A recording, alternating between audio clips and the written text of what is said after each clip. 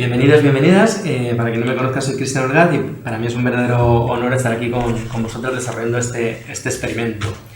Como es la primera sesión, es necesario indicar algunas cuestiones generales. En primer lugar, contextualizar el proyecto del Archivo Sociología Crítica y, en segundo lugar, el propio seminario Praxis Sociológica, que es el que vamos a desarrollar ahora. Muy brevemente, el Archivo de Sociología Crítica tiene por objetivo la recepción, archivo, difusión y producción de materiales relacionados con diferentes autoras, autores que comparten una cierta mirada respecto a la investigación social.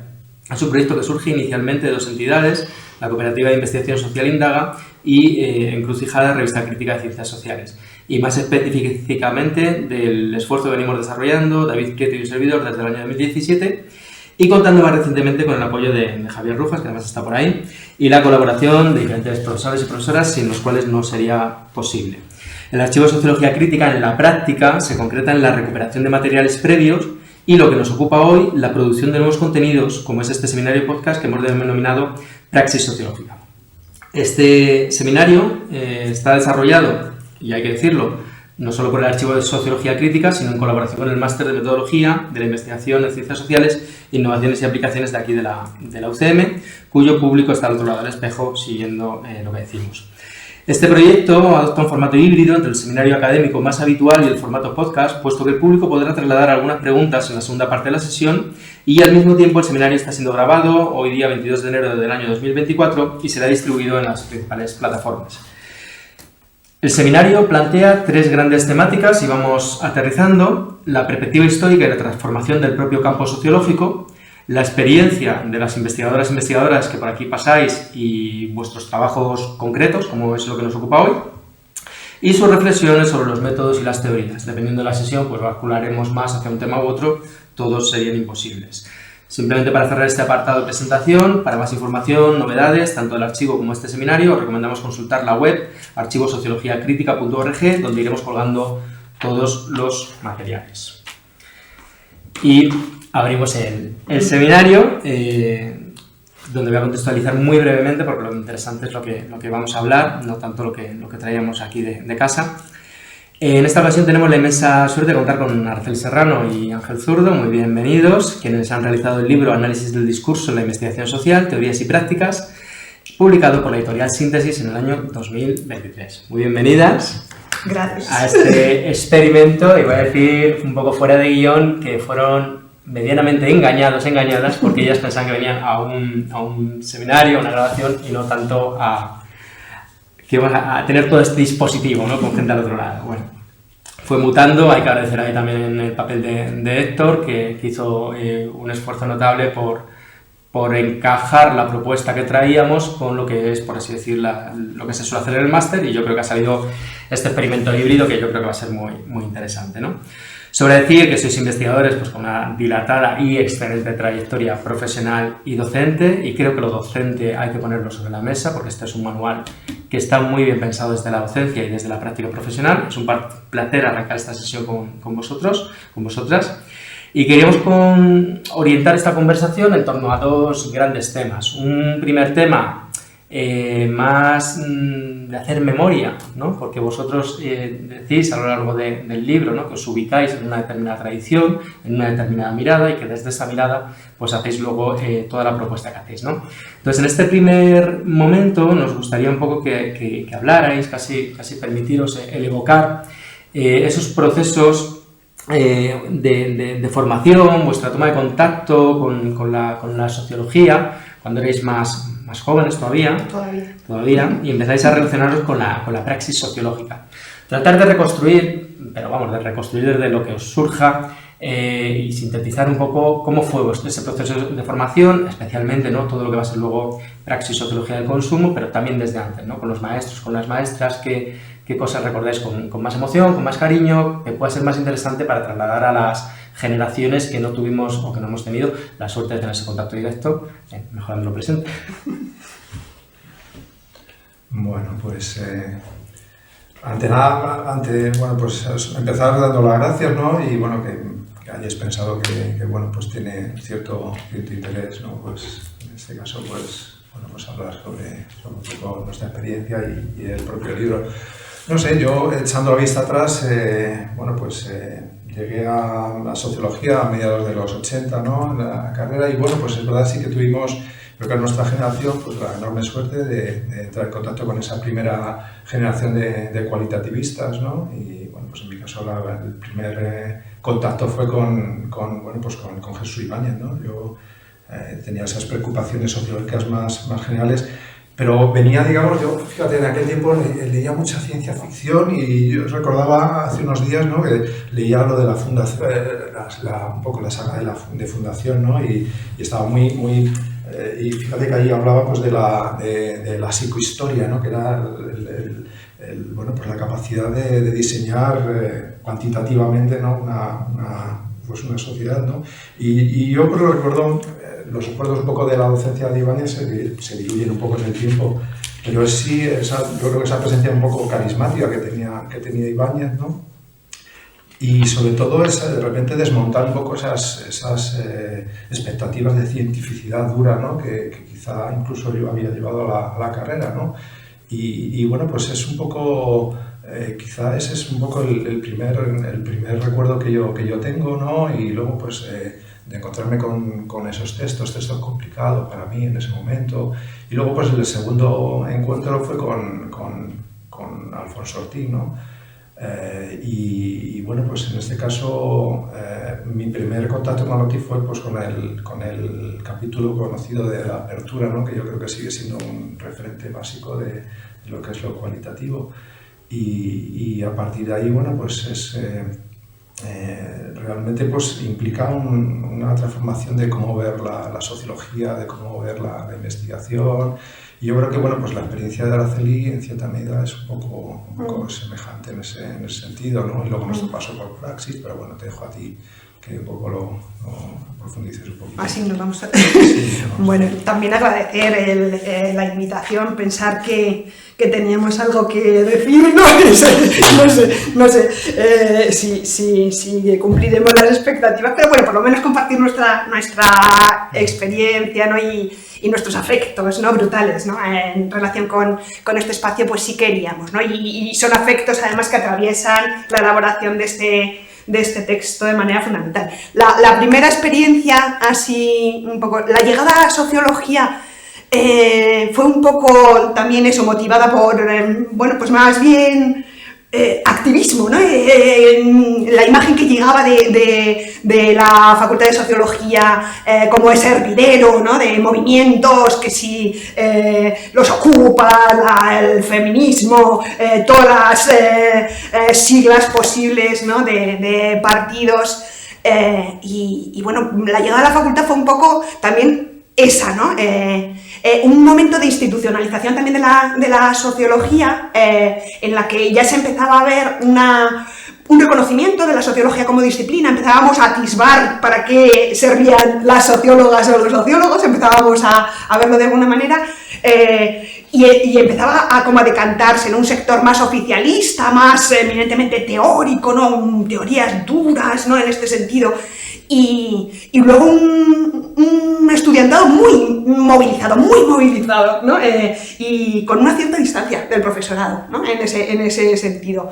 Era una universidad más jerárquica y había determinadas profesoras, profesores, en este caso profesores, ¿no?, dado el contexto en el que estábamos, que era fundamentalmente, mayoritariamente masculinizado, ¿no?, en cuanto al profesorado. Pues concretamente Jesús Ibáñez, que ha comentado Ángel de Lucas, que nos daba la asignatura de Sociología del Consumo, y Luis Martín Santos, que no le tuve directamente como profesor, pero sí que acudíamos masivamente a sus clases, ¿no?, que estaban en contacto con el estudiantado, o sea, un contacto mucho más directo, se les veía en las asambleas, en las manifestaciones, ¿no? Y bueno, pues en ese sentido, bueno, ese es el origen precisamente de Praxis, ¿no?, una demanda de estudiantes que, bueno, pues viendo un poco el grado de formalización, también institucionalización y, bueno, también apertura, ¿no?, a lo cualitativo, pero una apertura muy academicista, ¿no?, en muchos casos, aunque ya había sectores dentro de la universidad que también estaban colaborando, habían colaborado en otros ámbitos, ¿no? Pero dado ese distanciamiento, ¿no?, entre la teoría y la práctica, ¿no?, pidieron, ¿no?, a Ángel de Lucas, a Jesús Ibáñez, y ellos se pusieron en contacto y convocaron, ¿no?, un amplio equipo de gente muy diversa, ¿no?, muy diversa entre sí, pero muy coherente, bueno, pues en este intento de integrar, ¿no?, pues lo teórico y lo empírico, la teoría y la práctica, pero en el sentido de la praxis, ¿no?, ese sentido de la praxis marxiana, ¿no?, Y hay una cuestión también importante, yo creo que en ese momento sí que había una entidad muy fuerte entre lo que era la sociología cualitativa y el enfoque crítico, ¿no? Entonces, entrar en contacto con estos docentes, ¿no?, era, bueno, pues la refrentación, ¿no?, de lo que era la posibilidad de una sociología crítica. Y entonces, quizás en ese momento, ¿no?, es decir, había un hueco, y yo creo que sí que tenían una seducción muy importante con respecto al alumnado, ¿no? Es decir, yo creo que sí que la figura de Ibáñez, bueno, pues de Ángel de Lucas, y bueno, pues el autor no era Ortiz, pero sí que se conformó, es decir, yo creo que es importante esa identidad entre el espacio del análisis cualitativo, ¿no?, y lo crítico, ¿no? Es decir, en el sentido de implicaba también esa crítica a los métodos más convencionales, las limitaciones, ¿no?, que para mí yo creo que eso fue realmente lo que me abrió un poco la mente, ¿no? Es decir, de repente el desmontaje bueno, pues de la encuesta, de para qué sirve y para qué no sirve, que eso yo creo que es lo que realmente yo me quedo bueno, pues de ese momento es como formación de metodólogo, no es tanto el aprendizaje de técnicas concretas, sino de educar un poco esa mirada, ¿no? Es decir, primero para qué quiero investigar, ¿no? Y en segundo lugar, es decir, dentro de el abanico de posibilidades metodológicas, ¿no? Es decir, para qué me sirve un grupo, para qué me sirve una entrevista y para qué no me puede servir, ¿no? Y que quizás yo creo que me parece una cuestión muy importante y quizás lo más difícil de trasladar a los alumnos y las alumnas, ¿no? Porque al final terminas reproduciendo, pues no sé, automatismos, ¿no? Es decir, terminas haciendo lo que te sientes más cómodo, ¿no? Sin pensar un poco el para qué y bueno, pues los propios objetivos. Pero bueno, me salió un poco del tema. No, sí, no, en ese sentido, ¿no? Es ¿qué fue praxis, ¿no?, para una generación entera, y una generación que yo que consideraría que son esas 20 promociones, ¿no?, que, bueno, pues con todas sus transformaciones, por supuesto, en esos 20 años y todo lo que han supuesto los cambios fundamentales en los 20 años de duración de praxis, pero sobre todo fue un modelo, ¿no?, un modelo de praxis real, de integración de teoría y práctica, de lo cuantitativo y lo cualitativo integrado, ¿no?, de esa manera de pensamiento dialéctico, ¿no?, de disfrutar de la diferencia, ¿no?, debatir, criticar, autocriticarnos, ¿no?, que eso fue una cosa que aprendimos en praxis. A las clases iban todo el conjunto, no todo el mundo iba, todos los profesores, los 12 profesores, cuando yo lo hice en la tercera promoción, no iban todo el profesorado, pero iban siempre estaban 4, 5, con mucho debate, es decir, realmente la construcción dialéctica y esa orientación, ¿no?, de decir, la sociología, ¿para qué? Siempre, ¿no?, para qué. La situación, el integrar, siempre pensar la investigación de forma concreta, de tal forma que sirva para cubrir unos objetivos y que, bueno, pues en ese sentido, que esos objetivos tengan siempre esa orientación transformadora, ¿no?, que es, bueno, pues el sentido de la praxis, ¿no?, en esa tesis 11 de Feuerbach, ¿no?, que siempre nos repetían, ¿no?, de hasta ahora habíamos trabajado los filósofos, ¿no?, decía, para comprender, pero lo importante es transformar, ¿no?, y en ese sentido, pues esa imagen vitalista, ¿no?, de la sociología, tiene mucho que hacer, incluso en la investigación de mercados, ¿no? Y en la investigación concreta, ¿no?, es como aprendemos precisamente más a conocer, a integrar, a pensar posibilidades, a cambiar constantemente, ¿no?, de totalizaciones a concreciones, de la teoría a la práctica, pero siempre en este sentido dialéctico, ¿no?, integrando, intentando en ese sentido también, bueno, pues superar esas contradicciones, explicitarlas, denunciarlas, ¿no? Eso es una cosa que nos ha atravesado como sociólogas de manera fundamental, ¿no? El ejemplo, ¿no? El ejemplo en el sentido de un grupo de personas que no solamente hablaban, ¿no?, de la crítica o lo que había que hacer para ser crítico, ¿no?, sino que lo eran en su vida cotidiana, ¿no?, con una generosidad espectacular, bueno, pues una manera de fomentar lo colectivo, ¿no?, y en ese sentido vivir que solamente en lo colectivo está el crecimiento, y lo colectivo no tiene que ser homogéneo, todo lo contrario, lo colectivo tiene que ser debatido, autocriticado, ¿no?, en ese sentido, bueno, pues todo ese espacio del debate constante, ¿no?, y del debate constante, del fomento de los afectos, bueno, pues el pensar cómo podemos avanzar hacia un mundo digno de ser vivido, ¿no?, que se dice ahora, un mundo digno de ser vivido, y la sensibilidad de este equipo, y bueno, concretamente Alfonso, Ángel, ¿no?, que son con los que más hemos tratado nosotros, nosotras, ¿no?, la sensibilidad social, ¿no?, brutal, o sea, es que fue brutal, fue ese participar de una experiencia en la que todos estos elementos estaban: los afectos, el salir de cañas, divertirnos, reírnos, aprender, trabajar como bestias, porque trabajamos como bestias, ¿no?, el constantemente ilustrarlo todo a partir de un conjunto de personas que tenían una experiencia tremenda, ¿no?, no solamente larga, sino profunda, y que había peleado mucho por una mirada de la sociología. Entonces tuvimos mucha fortuna, ¿no? Y a partir de ahí se fueron proyectando espacios o intentos de espacios de grupalidad, ¿no? Un colectivo que se llamaba Colectivo Abierto de Sociología, CAS, ¿no?, jugando al juego con un poco también con las siglas CAS, en aquel entonces era Colectivo Abertzale Socialista, ¿no?, Colectivo Abierto de Sociología, ¿no?, y en este sentido, bueno, proponíamos cosas como estudiar el efecto de un taller artístico en la cárcel de Segovia, ¿no?, cosas muy concretas, pero que al mismo tiempo, bueno, pues teníamos una ilusión tremenda, ¿no?, y eso, o el grupo de las insumisas, o bueno, pues la integración de las perspectivas posteriormente, ¿no?, de otras perspectivas que al principio no estaban tan presentes, ¿no?, como, bueno, pues la reflexión ambientalista o la reflexión feminista, ¿no?, en este sentido, bueno, pues fue muy interesante, desde luego, sí.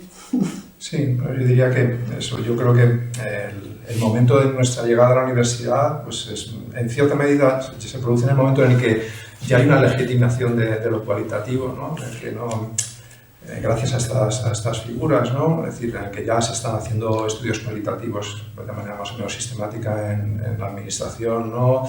Entonces, bueno, pues es un momento, yo creo que clave, ¿no?, de los llamamos, y bueno, pues y yo diría que Praxis y un poco estas figuras, ¿no?, pues tuvieron un impacto muy importante sobre el alumnado, ¿no?, de esa época, ¿no? Marca bueno, pues a un segmento importante de todas esas personas que bueno, pues que pasaban por la universidad en ese momento, ¿no? Sí. Y bueno, no sé. Sí, yo diría que nos atraviesa, ¿no?, de arriba abajo, en la vida y en nuestra manera de trabajar. Sí, yo en este caso también diría que claro, la admiración intelectual en ocasiones, se funde también con un poco la admiración personal, de la honestidad, de la humildad, de la forma de trabajar, ¿no? En mi caso estoy pensando concretamente en Alfonso Ortiz, ¿no? Y yo no sé si lo admiro más, bueno, pues intelectualmente o personalmente, ¿no? Dentro de que, bueno, pues tampoco tuvo una relación muy intensa, ¿no? Pero yo creo que es importante también esa calidad humana que acompaña un poco pues toda esa capacidad intelectual, ¿no? Bueno, pues la figura, ¿no?, como tal de Alfonso. Bueno, y yo no querría dejar de decir, porque suena esto, pocas veces se dice y yo creo que hay que reivindicarlo. Dos figuras fundamentales, Marga León y Matilde Fernández Cid, dos figuras que actuaron como mediadoras de lo afectivo y a través de ello de lo intelectual, ¿no? Personas que se incorporaron al curso primeramente en la gestión, ¿no? Primeramente fue Marga León, que bueno, pues desgraciadamente la perdimos muy joven, ¿no? Muy joven. Y después vino Matilde Fernández Cid, que todos conocemos, bueno, pues una explosión de vitalidad y de alegría que inyectaron esa capacidad también de mediar, de celebrar, de alegría, al tiempo que reflexión y bueno, mediación también, ¿no? Mediación, porque las diferencias estaban presentes, ¿no? Por suerte, sí. Bien, me quedo con ganas de seguir hablando de praxis, ¿no? Y de todos estos orígenes, pero bueno, el tiempo nos va a premiar. Entonces voy a hacer una ruptura para pasar ya a la segunda parte, que en realidad es lo que nos ocupaba, pero nos parecía muy importante también por respeto un poco a esta tradición y por lo importante que es esa impronta en el libro, pues dedicar unos minutos a decir esto, ¿no? Como el libro es de muy reciente publicación, pues es normal que mucha gente todavía no lo haya podido leer. Entonces me veo un poco obligado a hacer un mini resumen sintético casi de lo que es la estructura más que el contenido, ¿no? Aunque para precisamente en la segunda parte, un poco como hemos ya comentado, pues dedicarnos a hablar de cosas que son líneas que pueden salir del texto, ¿no? No tanto hablar del texto, que para eso está el texto, y seguro que ya habrá otros seminarios y otros espacios más horizontales y de intercambio con las personas que estén interesadas, que de lo que vamos a hacer aquí hoy, ¿no? Bueno, decir que es un texto que no admite una lectura rápida, sino que se presta a una lectura y una relectura lenta, tomando notas, apuntas. Realmente yo lo vivo y así os lo venía transmitiendo a Araceli, que es la que veo más habitualmente, pero le extiendo también a Ángel, como un verdadero regalo intelectual que es fruto de una generosidad y de un saber que vuestra humildad os impide reconocer, pero que es cierto, que está ahí, que hay un destilado aquí. O sea, esto es un destilado de cosas muy pertinentes que no siempre encontramos tan bien organizadas, ¿no? Se compone de 7 capítulos. El primero es introductorio y aborda las nociones de discurso, señalando y entrando en los diferentes debates, ¿no? El discurso como un producto, como una práctica lingüística, como una práctica social, su componente en términos de materialidad, elementos de agencia, si el discurso tiene un carácter construido, son cosas que vamos a hablar ahora de ellas, hasta alcanzar una primera definición, ¿no? A mí me ha gustado mucho porque es un proceso, si me permitís, un poco cartesiano. O sea, vamos de lo más básico, de las nociones un poco entreveradas, confusas, ¿no? Bien hay una referencia a Foucault, ¿no? y sus 20 definiciones de discurso, ¿no? 23. Hasta que poco a poco, pues desde incluso la RAE, pues vamos poco a poco aterrizándolo, situando, ¿no? y conduciéndoos a través de los principales debates, siempre marcando desde qué posición lo hacéis, ¿no? A mí eso me parece, la verdad, que muy pedagógico y muy instructivo. Una vez que se ha establecido una primera definición provisional, porque vais a ir ampliándola, vais a ir dándole vueltas, vais a ir cuestionándola, se señalan los rasgos constitutivos de los discursos sociales, ¿no? Pues elementos como la ideología, el dialogismo, el conflicto, componente relacional, las hegemonías, la necesaria interpretación, la multimodalidad de los materiales empíricos que podemos analizar. Y finalmente, en este denso, nutritivo capítulo primero, se abordan los diferentes niveles de análisis, recordemos, informacional, estructural, sociohermenéutico, para concluir relacionando los diferentes niveles con las tradiciones y las perspectivas de análisis, que ahora ya sí, en los siguientes capítulos, son los que os vais a detener. En el resto de los capítulos, pues comparte, como decíamos, una estructura similar. Cada uno de ellos está dedicado a una tradición o a una perspectiva. Se van abordando antecedentes, debates, variantes y, bueno, y alguna otra dimensión que, en función del tipo de tradición, pues consideréis que es importante abordar.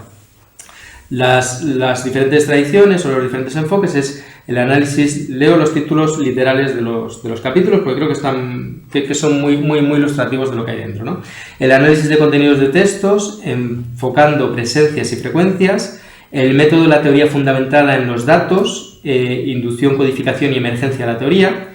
El análisis semiótico en torno al nivel estructural. La teoría postestructuralista del discurso en la escuela de ESES. El análisis crítico del discurso, estudio del poder y la dominación. Y finalmente, que es del que partimos, el análisis sociológico de discursos hacia el sistema de discursos.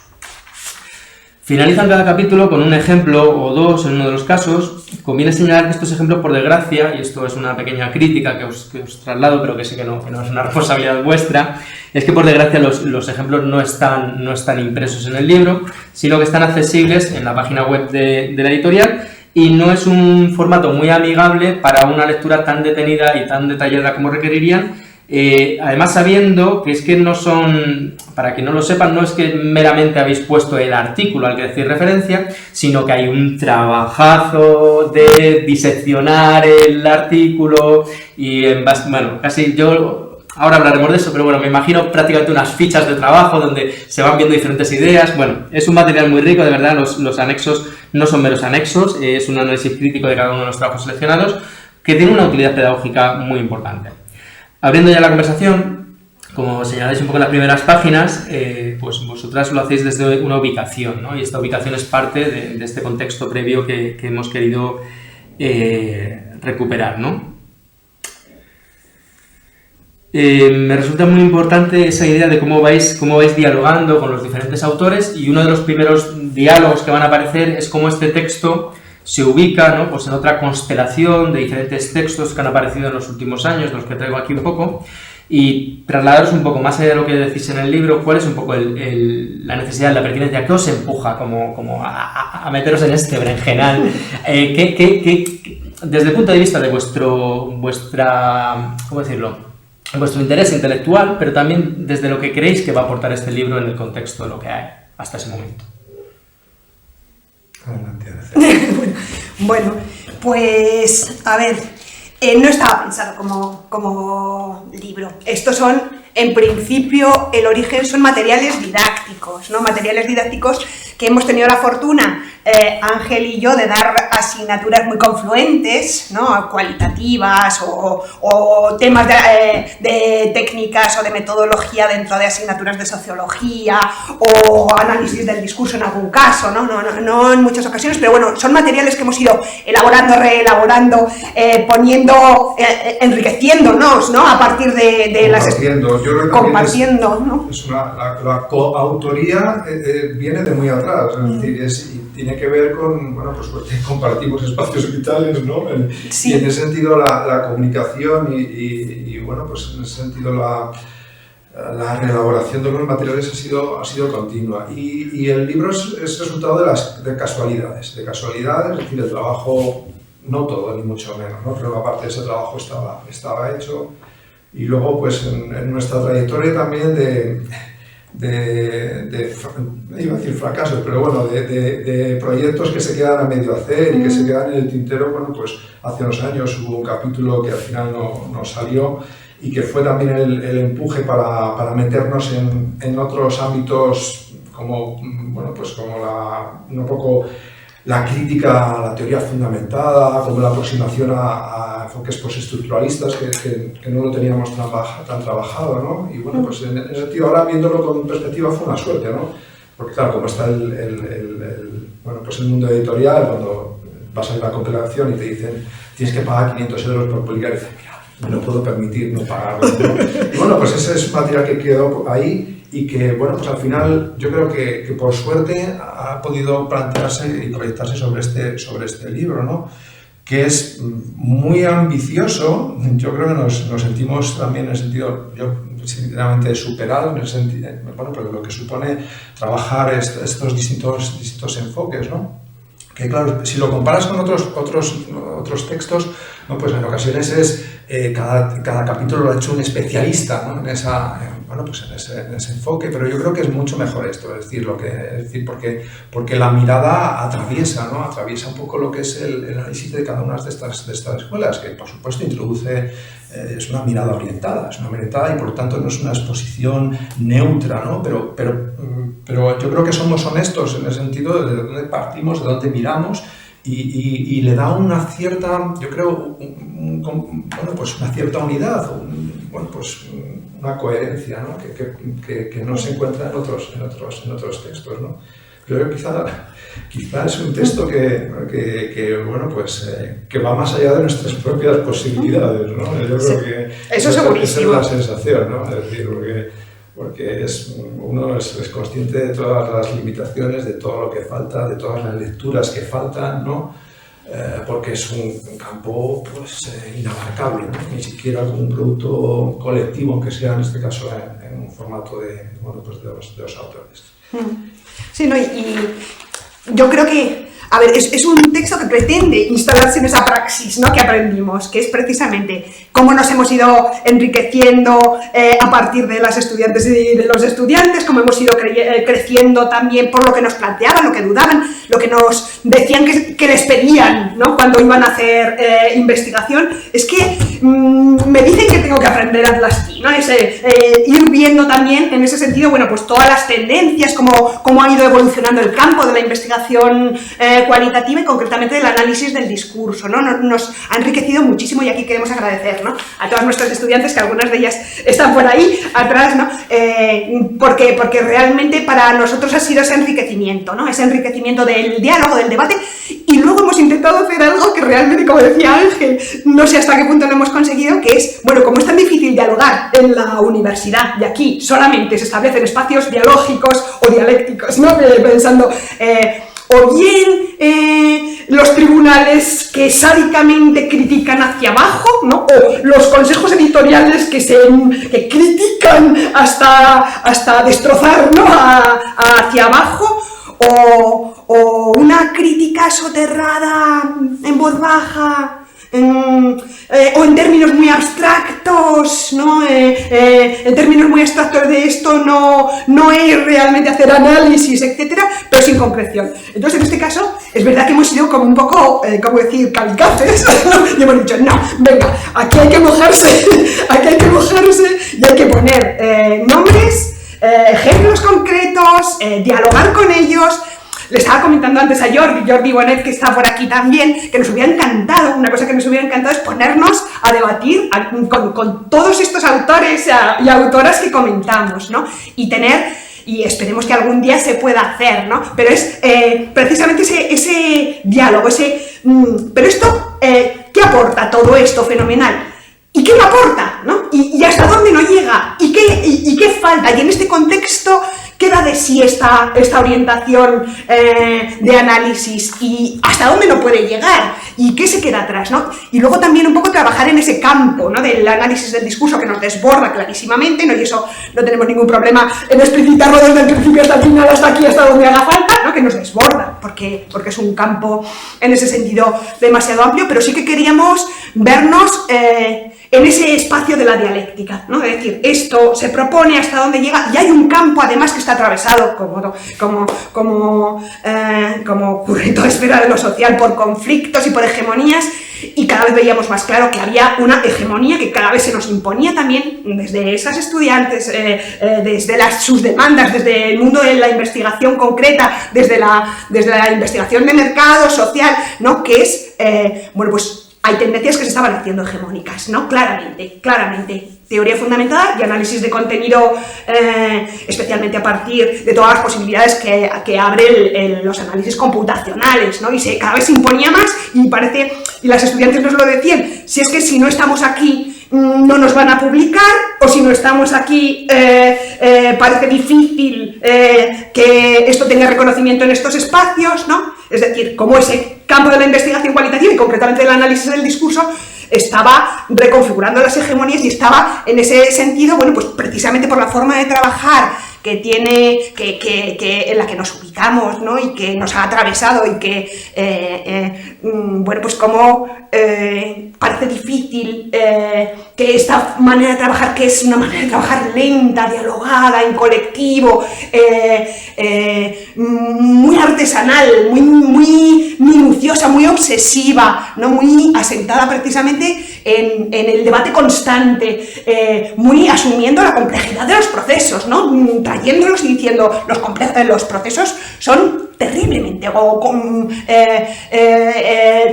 complejos, ¿no? Y hay que intentar, en ese sentido, bueno, pues dar sentido, ¿no?, a esa complejidad. Pues veíamos cómo esta manera de trabajar cada vez estaba siendo más desplazada, ¿no?, en este campo de poder, ¿no?, de conflictos y de poder, ¿no?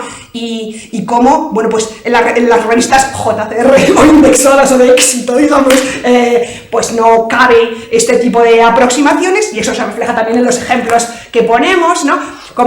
Y me refiero tanto a aquella con la que nos identificamos como al análisis crítico del discurso, que a lo mejor sí que ha podido generar algunos nichos, pero nichos marginales también aunque bueno, pues también encuentra su mayor reconocimiento, pero como fundamentalmente ha sido teoría fundamentada y análisis de contenido los que, bueno, pues en ese campo tensionado están llevándose el gato al agua, ¿no? Y bueno, pues como hay que también ver sus posibilidades, por supuesto, sus transformaciones, ¿no? Porque tanto el análisis de contenido se ha transformado mucho, ¿no? Y ha reflexionado mucho y se ha autocriticado, como el análisis desde el método de la teoría fundamentada en los datos se ha transformado mucho, ¿no? Y ha habido muchas reflexiones internas, pero sí que tratar también de ver hasta dónde llega, hasta dónde no, cuáles son sus limitaciones y debatir, ¿no? ¿A partir de qué? A partir de casos concretos, ¿no? También en ese sentido de lo que hemos aprendido, ¿no? De entender la investigación solamente cuando la ves de forma concreta, cuando tienes unos objetivos de investigación, ¿no? No podemos pensar en la investigación en abstracto, sino cómo se aplican estas diferentes orientaciones a, concretamente, bueno, pues unos objetivos de investigación, una demanda, un presupuesto, un tiempo, qué tipo de materiales puedes acceder, ¿no? Y en ese sentido solamente así podíamos entender, y por eso la centralidad de los ejemplos, que por desgracia tú nos lo señalas nuevamente, pero somos plenamente conscientes, y fue una pelea con la editorial, ¿no? Fue una pelea, nos dijeron que más de 300 páginas no podía tener, que entonces teníamos que quitar sino alguna de las corrientes, no queríamos quitar ninguna de las corrientes. Bueno, pues en este sentido un poco esa importancia de los ejemplos y insistimos, ¿no? Otra cosa que a mí me gustaría señalar es que es un texto pensado desde el análisis, es decir, lo que hay detrás de nuestra experiencia como analistas. Y yo creo que si nos tenemos que reivindicar, aunque suele tener un poco pretencioso, pero yo creo que somos buenos analistas cualitativos. Es decir, más que una obra no planteada desde una reflexión teórica, yo creo que parte de esa experiencia de lo que es el análisis, ¿no? Y a partir de esa experiencia del análisis es la que nos hemos confrontado luego con otros enfoques y, bueno, pues digamos que concluimos cuáles son las posibilidades, los límites que vemos en cada una de esas corrientes, ¿no? Pero yo creo que es decir, yo creo que nos definimos fundamentalmente, yo lo que más disfruto fundamentalmente, ¿no? Desde el análisis cualitativo, ¿no? Y bueno, pues es un poco lo que está un poco en la base. Y luego, por otra parte, yo creo que el texto, yo creo también, en el prefacio se indica un poco esa conexión con la dimensión educativa, ¿no? Y con la experiencia docente. Y también yo creo que digamos, pretende llenar un hueco, y es que muchas veces a la hora en unas clases, ¿no? Tienes que ir pasando por una corriente, otra, pues al final para el propio alumno muchas veces resulta en cierta medida confuso, ¿no? Confuso, y yo creo que disponer de un texto, ¿no? Y además acompañado de ejemplos, yo creo que es lo que puede permitir más al alumno que no tiene quizás esa experiencia, bueno, pues, en la investigación, pues, bueno, pues constatar cuáles son los puntos fuertes, débiles de cada una de las corrientes, ¿no? Y sí que yo creo que bueno, pues un poco lo que indicaba Araceli, insistir sobre ello. Yo creo que, bueno, pues nuestro diagnóstico de la situación actual de lo que es la investigación social en su conjunto y lo que es el trabajo cualitativo, pues es un poco pesimista. En general, yo creo que la investigación ahora, en términos generales, se hace peor trabajo cuantitativo y cualitativo de lo que se hacía hace unos años, ¿no? Y bueno, pues por un poco el desembarco de un neopositivismo, ¿no? Que bueno, pues permea tanto el espacio no solo cuanti, sino también quali, ¿no? Y bueno, pues un poco claro. Y otra cuestión también importante es, pues ahora mismo, hablar del trabajo cualitativo. Hablar de trabajo cualitativo ahora mismo es hablar de Aldasti, ¿no? Hablar de STI, y también en los propios alumnos, ¿no? Es esa bueno, pues que es lógica esa preocupación, aprender a manejar el programa, pero para aprender el manejo del programa tiene muchas más implicaciones de lo que puede parecer, ¿no?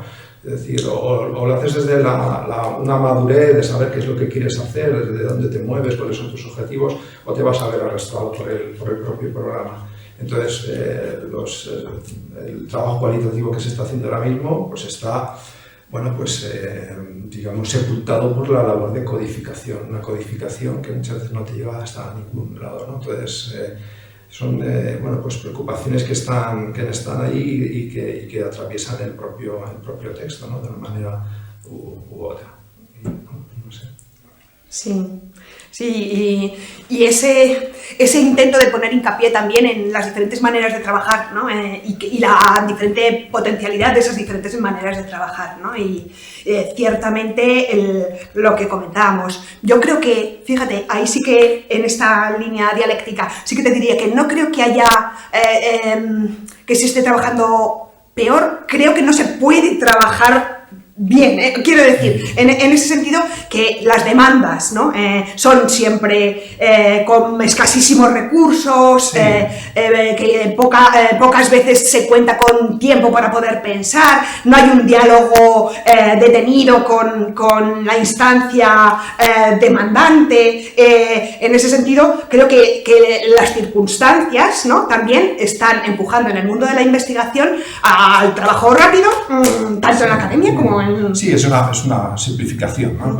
Pero es verdad que sí, que es un poco lo que tú lo comentas. Claro que hay trabajo muy bueno, muy concienzudos, bien hechos, ¿no? Pero es verdad que un poco la deriva es a un trabajo rápido, ¿no? También un poco en el contexto de la propia universidad, ¿no? De las demandas de productividad, de publicar en los lugares adecuados. Eso pues muchas veces va, digamos, contra un trabajo más pausado, más sosegado, más profundo, que es lo que requiere en gran medida lo que es el análisis cualitativo, el análisis del discurso, ¿no? El análisis del discurso no puede ser un trabajo apresurado, ¿no? Yo creo que es... Sí, y una cosa fundamental, ¿no? Que es lo que nos ubica, ¿no? Esa posición y nos dará tanta satisfacción también poder investigar desde ahí, ¿no? Bueno, pues es ese trabajo siempre pensando ¿para qué? ¿Cuál es el sentido de esto? ¿No? ¿Cuál es el sentido de esto? Entonces, los sentidos hoy en día de la investigación en muchos casos pues son también sentidos que a veces están muy tensionados, ¿no? Para esto sí, pero saquémosle mucha productividad, muchos papers, ¿no? Muchos papers, ¿no? Y en este sentido, digamos que esa hiperproductividad, tanto en la academia como en el mercado, está fomentando justo las formas de trabajo opuestas a las que requiere un análisis concienzudo, ¿no? Si requieres trabajo colectivo y cooperativo, esas formas de trabajo inyectan competitividad. Si tienes que ser reconocido y tener muchos JCRs porque se te va a valorar, eso implica potenciar tendencias narcisistas. Si el mercado te dice no, trabajo de campo no hagas, que ahora lo tenemos todo online, ¿no? Con esta mitificación también, ¿no? de lo que encontramos online, ¿no? Y del Big Data, ¿no? Pues si todo lo social está ya en las redes, ¿para qué vamos a pagar trabajo de campo? Que hay muchas tensiones en ese sentido que empujan a formas de trabajo que dificultan, ¿no? Este trabajo orientado por un sentido que es el sentido muchas veces de quien demanda la investigación, instituciones, entidades, pero un sentido que va más allá de eso, ¿no? Como sociólogas, como sociólogos, es un sentido que tiene que ver con esa dimensión ontológica en la que entendemos la sociología, ¿no? De para qué la sociología, ¿no? Porque muchas veces hacemos investigación que a lo mejor no nos interesa tanto, que sabemos que, bueno, pues al final podemos pasar por ahí porque lo necesitamos en un momento, pero en ese proceso de aprendizaje, porque hasta en conformar una campaña para una pasta de dientes, ¿no? Tienes que comprender lo social para entender cuál es el campo de las fuerzas, ¿no? En ese intento de comprender lo social, bueno, pues eso puede ser posteriormente extrapolado a otros ámbitos de lo social, ¿no? Que puedan servir en ese objetivo final, ¿no? Que es, bueno, pues cómo avanzamos hacia un mundo más amable, un mundo en el que podamos vivir mejor y sobre todo que luchemos o que pues la sociología pueda poner su pequeño granito de arena, ¿no? en ese intento pues de no voy a decir porque no voy a decir de luchar contra las opresiones y la explotación, que por cierto sí que tendremos que estar ahí, ¿no? Pero por lo menos evitar tanto sufrimiento, evitar que la gente se sienta culpable encima por sufrir, evitar, ¿no? En este sentido, o pensar utopías posibles, mundos posibles, desenmascarar, ¿no? Esos discursos, ¿no? que que nos hacen sentir mal, ¿no? Tanto malestar y que nos hacen estar instaladas, ¿no?, en esa competitividad, cuando sabemos que el análisis y el trabajo sociológico solamente se construye desde lo colectivo, que nos empujan, ¿no?, a estar en la hiperproductividad, cuando sabemos que solamente el trabajo lento y el trabajo disfrutado y cuando ponemos los afectos sale buen trabajo, ¿no? En ese sentido un poco buen trabajo y por supuesto pensando en otros ámbitos, cuando sabemos que solamente incorporando a los grupos que estudiamos en nuestra investigación vamos a conseguir bueno, pues avanzar hacia ese mundo mejor, ¿no? Y poner en marcha esas formas de investigar, ¿no?, que, bueno, pues que lógicamente difícilmente nos van a subvencionar, ¿no?, nos van a pagar, ¿no? Pero bueno, saber también en cuando nos pagan hasta dónde podemos llegar, ¿no? Y qué podemos hacer y qué juego nos da el análisis. Porque, y en ese sentido es una de las cosas que tenemos mucho interés en poner de relieve, si nos quedamos en qué bonito queda este gráfico de qué bien me lo van a publicar, ¿no?, en este sentido, o qué bien, cuánta difusión vamos a tener en las redes con esto, bueno, pues poco estamos transformando, ¿no? Poco estamos transformando. Y sin embargo, bueno, pues sí tenemos esa posibilidad de trabajar la sociología sabiendo que hay una contradicción de partida, que es nos tenemos que ganar la vida con esto, pero al mismo tiempo sabemos que esto da mucho más de sí, ¿no? Y los diferentes modelos de análisis del discurso pues también tienen en este campo muy diferentes potencialidades, ¿no? Muy diferentes potencialidades a la hora de intentar avanzar hacia ese desvelamiento, construcción, potencialidad, co-construcción de los discursos, ¿no? Y nuestra apuesta además es, bueno, pues por esta modalidad que pensamos que además es muy jugosa para pensar esa transformación social, ¿no? Ese sistema de los discursos nos da mucho juego, ¿no?, para ver esas posibilidades, esas potencialidades, ¿no?, de transformación. Bueno, o sea, como el que está aquí en este lado de la mesa me lo estáis poniendo muy fácil porque yo traigo un montón de temas pero los vais tratando. Entonces esto es lo maravilloso de lo dialógico y bueno, también del buen equipo que hacéis. Quiero rescatar una cosa que habéis dicho, ¿no?, y hacer un poco más de énfasis. Habéis referido, ¿no?, a como muchas veces hay una adscripción casi fetichista o reactiva a diferentes tradiciones, ¿no?, que creo que es una cosa que es muy importante, ¿no? Muchas veces la gente te lees paper o te lees cosas, ¿no?, y la gente dice, no, hago análisis de discurso, y digo, bueno, con suerte aquí hay unos temas que has sacado y poco más, ¿no? No hay análisis de discurso, parece como que queda bien decir que uno hace análisis de discurso o tal corriente o cual corriente, y creo que eso lo habéis ejemplificado muy bien, como es el campo de la publicación y de la valoración científica, ¿no? Hay una cuestión que vosotras cuando estáis analizando los diferentes textos, a mí me viene como ecos de Araceli cuando la tenía en clase pero ¿qué representatividad hay aquí?, ¿no? Entonces siempre veréis, y en las diferentes tradiciones vais diciendo, bueno, la representatividad ¿hasta dónde llega?, ¿no? Entonces quería que habláramos un poco sobre la representatividad y la representatividad para qué o respecto de qué, ¿no?, que creo que es muy interesante a la hora de pensar las diferentes tradiciones y que van a dar esa potencia, ¿no?, a la perspectiva en la que os ubicáis o nos ubicamos, ¿no? Y es que ya con el papel que tiene la representatividad, en realidad casi estás hablando de cuál es la concepción de lo social, cuál es la ontología de lo social, qué papel juega el poder, qué papel juegan las diferentes voces, ¿no? Entonces simplemente tiraros un poco esa idea porque quizás es una cosa que yo sí que me hubiera gustado un poquito más en el libro, ¿no? Un poco hablar del muestreo y esta cuestión longitudinal del análisis, ¿no? Que lo tienes desde el muestreo de cómo configuras la muestra cualitativa a cómo luego la estás analizando o cómo estableces que esos van a ser discursos sociales, ¿no? Es decir, toda esta cuestión como que creo que es una cosa que a mí me gustaría y por eso lo tiro aquí un poco encima de la mesa. Yo diría que el concepto de representatividad es un concepto incómodo dentro del enfoque cualitativo en términos generales. Y si vemos un poco las distintas escuelas, hay escuelas que ni lo tocan, ni se lo plantean. Y en ese sentido yo creo que la que más ha profundizado y más bueno, pues ha reflexionado sobre el tema pues ha sido pues la escuela cualitativista madrileña, ¿no? En ese sentido hay que reivindicarlo así, porque hay quizá, digamos, el concepto de representatividad estadística, es decir, finalmente, como única posible modelo de representatividad, termina siendo asumida por gran parte de las escuelas. Por lo tanto, terminan pensando que su trabajo de análisis y su investigación no es representativa. Entonces, el problema es que yo creo que hay que concebir que hay digamos, distintos modelos de representatividad, ¿no? Es decir, claro, es que cuando estamos hablando, porque hablar de representatividad estamos hablando de representación, es decir, un mapa es una representación, una partitura es una representación, ¿no? Es decir, un cuadro y hay una representación de la propia realidad, ¿no? Pero es verdad que yo creo que en el espacio cualitativo, pues yo creo ahora mismo me estoy acordando sobre todo de la teoría fundamentada, pues eso.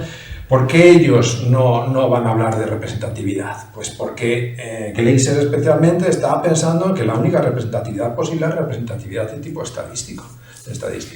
Y entonces por eso, aunque ellos sí manejan una idea que me parece muy importante, que es la de saturación, pero esa idea de saturación no la llevan al espacio de lo que es la representatividad. Para ellos el trabajo cualitativo no es representativo y por lo tanto se tienen que, digamos, restringir a elaborar teoría, ¿no? Es un poco esa idea. Entonces yo creo que una de las grandes aportaciones de lo que es nuestra escuela, yo creo que es la noción de la representatividad estructural, ¿no?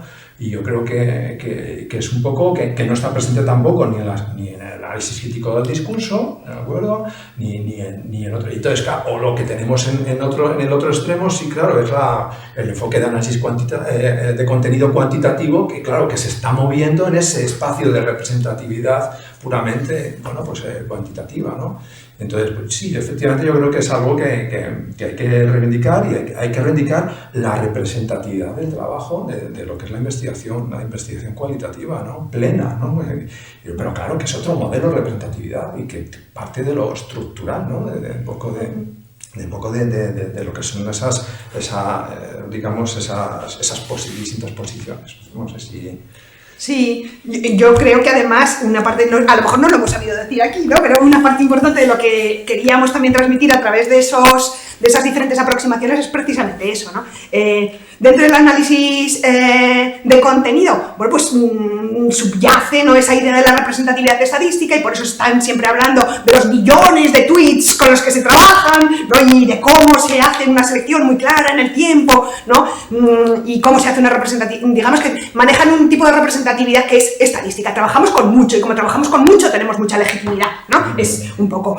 La teoría fundamentada, pues veíamos, es que en su propia concepción, ¿no?, lo que ha dicho Ángel, en su propia concepción están partiendo nunca hablan de representatividad estructural, sino como mucho de representatividad teórica, porque su finalidad es creación de teoría. No están pensando en la representatividad en el sentido de representación, ¿no?, de, bueno, pues un campo de posiciones, etcétera, etcétera. No, están, bueno, pues van seleccionando poco a poco, en este sentido, de una forma muy parsimoniosa, muy estudiada, muy trabajada, ¿no? Y todo esto hay que reconocerlo, ¿no?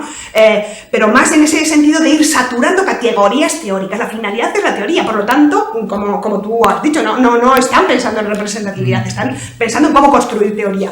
Si pensamos en el análisis semiótico, bueno, pues como las estructuras lo atraviesan todo con unos poquitos materiales, es decir, no estamos pensando en representatividad, si es que las estructuras están en todo y lo atraviesan todo, ¿no? Y en ese sentido, bueno, pues como mucho podemos seleccionar diferentes espacios, ¿no?, donde se vean diferentes configuraciones de las estructuras o construcciones retóricas, ¿no? Desde el análisis crítico del discurso, pues por su propia lógica, cómo se construye, ¿no?, pensando en desmontar los discursos del poder, ¿no?, en este sentido, pues van a seleccionar aquellos textos donde se localiza el poder, ¿no?, donde más podemos dar cuenta, ¿no?, de ese poder o de esas lógicas hegemónicas, ¿no?, y en ese sentido, bueno, pues intentar acceder precisamente a esos discursos en los que se materializa el poder o se concreta el poder o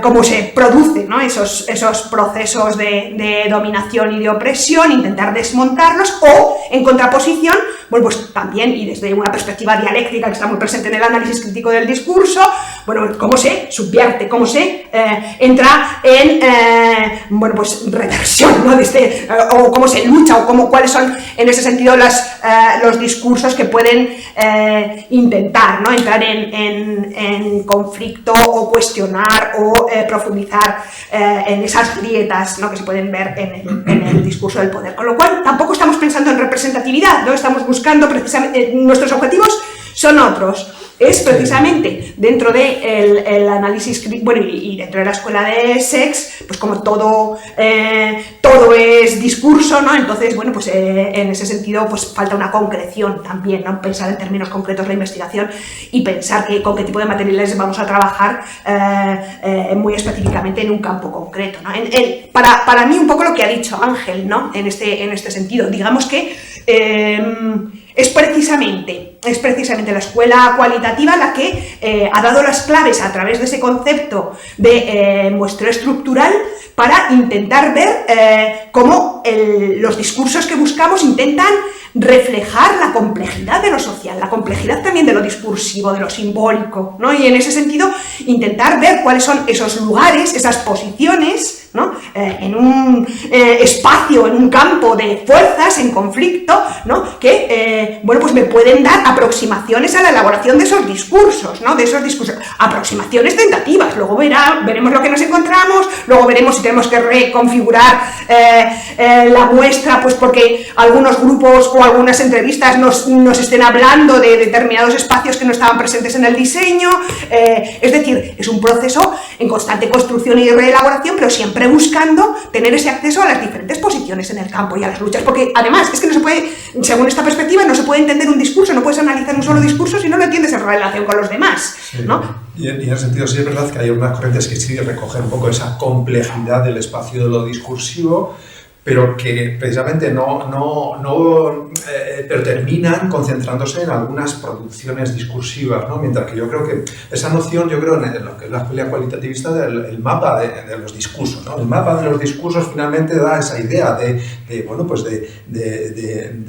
esa representación que siempre es limitada, lógicamente, es decir, lo que tenemos finalmente pues es una representación muy bueno, pues simplificada de algunas posiciones, pero que aspira a esa representación, ¿no? de lo que está circulando, de esa complejidad en el espacio de lo discursivo, y al mismo tiempo de dar cuenta de esa lógica dialéctica, dialógica, como queramos, de tener espacio discursivo, ¿no? Y de su constante transformación, que esto es una cosa que me parece que es interesantísima, ¿no? en las aportaciones de la escuela cualitativa, y que lo hemos aprendido de nuestros maestros, ¿no? Es decir, esa constante transformación de ese campo discursivo, constantemente se está transformando.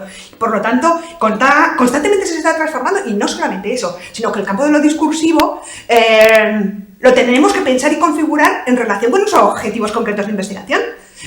Porque quiero decir que no es que los discursos estén ahí circulando, sino que para cada tema, para cada objetivo que nos propongamos, el campo de lo discursivo va a cambiar. Y además, dependiendo del momento en el que lo hagamos, se ha transformado ya en relación con otra investigación previa o con otros conceptos teóricos que, bueno, seguramente, como cuando hay conceptos teóricos que cristalizan, nos van a servir como llaves para iluminar aspectos, pero digamos que ese campo de los discursos se está transformando, ¿no? Se está transformando, y por eso tenemos que poner en marcha un trabajo de campo específicamente adaptado a esa situación concreta, en ese momento concreto, teniendo en cuenta esas transformaciones y teniendo en cuenta además que se va a transformar.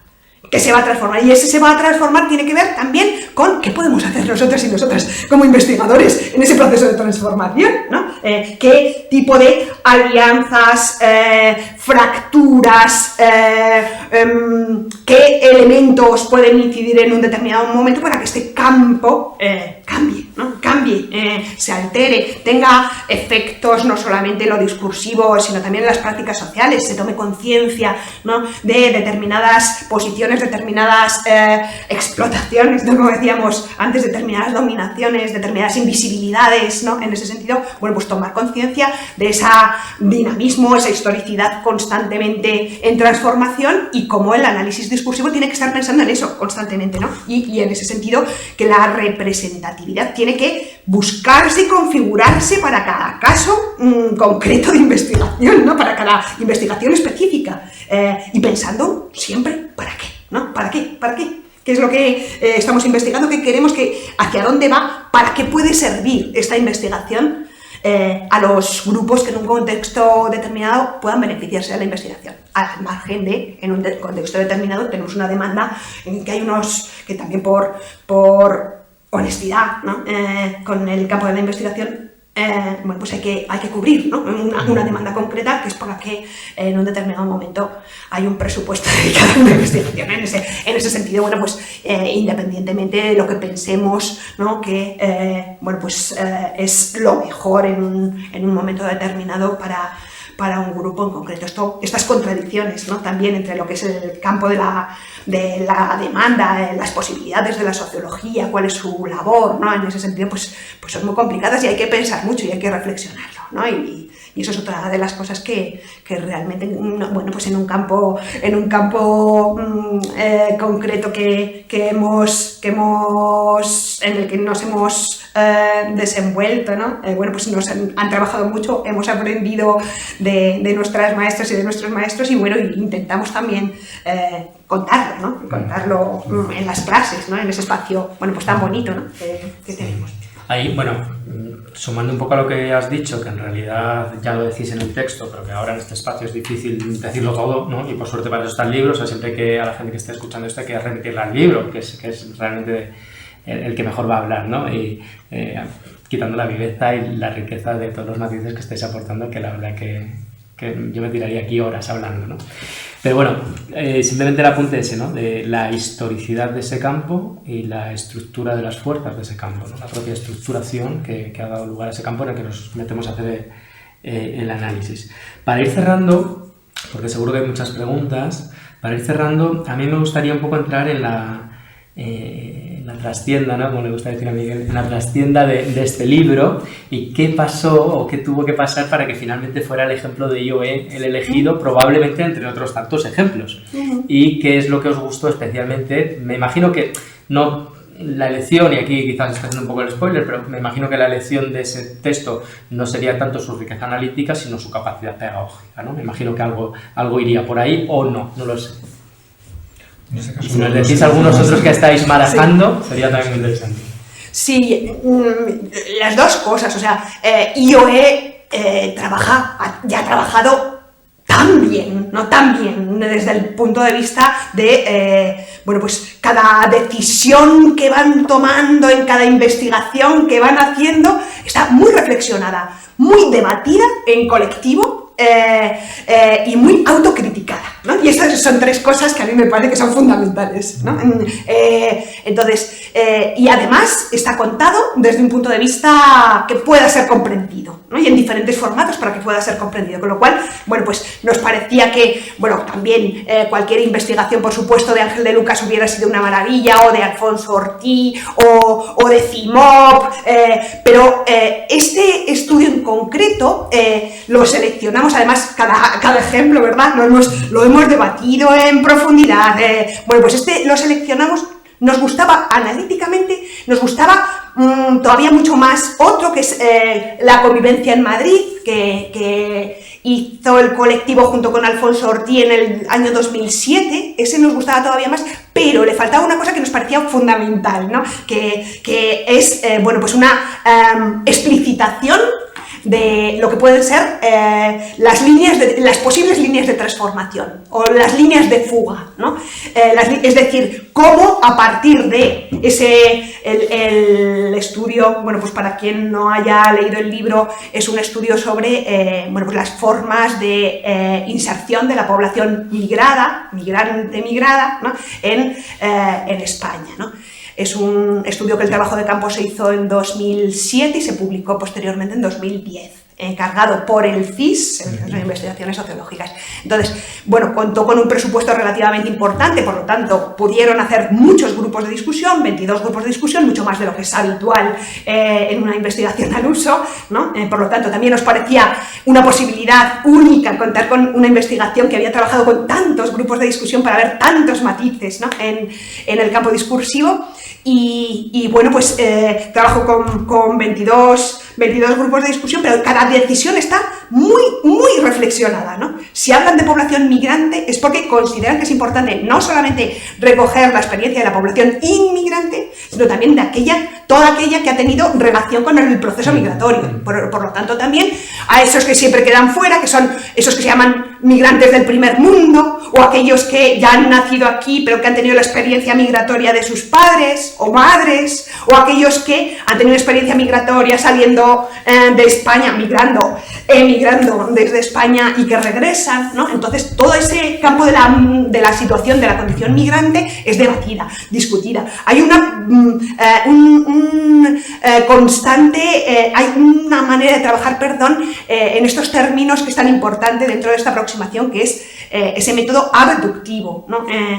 Dado que es un colectivo que tiene tantísima experiencia en muchos ámbitos, pero concretamente en temas migratorios, pues amplísima experiencia, ¿no? Conocen toda la teoría pero al mismo tiempo han hecho mucho trabajo empírico. Toda esa capacidad de integrar teoría y práctica, ¿no? Está ahí presente. Sí, yo creo que además esos de los últimos estudios que hicieron, ¿no? Y precisamente un poco esa conceptualización del sujeto en proceso, el investigador como sujeto en proceso, claro, es para entender que hay detrás toda una vida de investigación. O sea, es todo lo contrario de entrar virgen a lo que es el espacio de investigación de la Grounded Theory, pues es lo que se muestra en esta investigación. Es decir, no solo es la investigación que es rigurosa, que está bien hecha, que está muy pensada, sino de dónde viene de toda esa experiencia. Es decir, se está beneficiando de esos cientos de grupos que han hecho previamente, ¿no?